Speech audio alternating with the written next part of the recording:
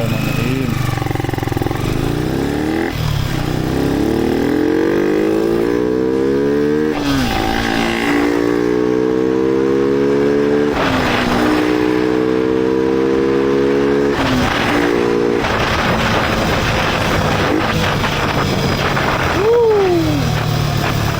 Mantap.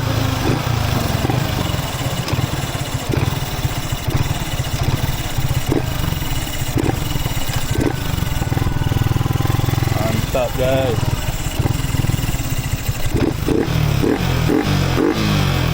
Apa-apa kita kena try dulu sebelum pulangkan dekat owner.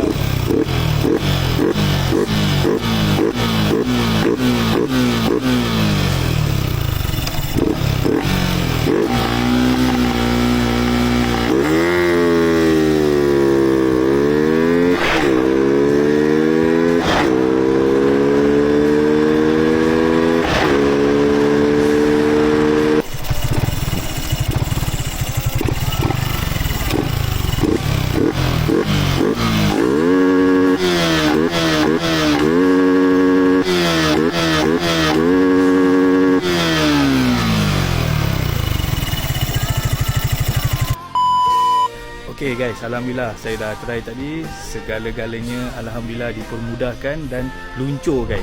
Okay, motor standard ni bukan standard pekak lah, ini standard apa saya tak tahulah. Betul-betul keluar kedai guys. Okay, korang tengok sendiri lah dengan tayar besar. Okay, engine pun masih bau apa, bau kedai lagi. Okay guys, thank you guys. Jangan lupa like, komen, share video saya.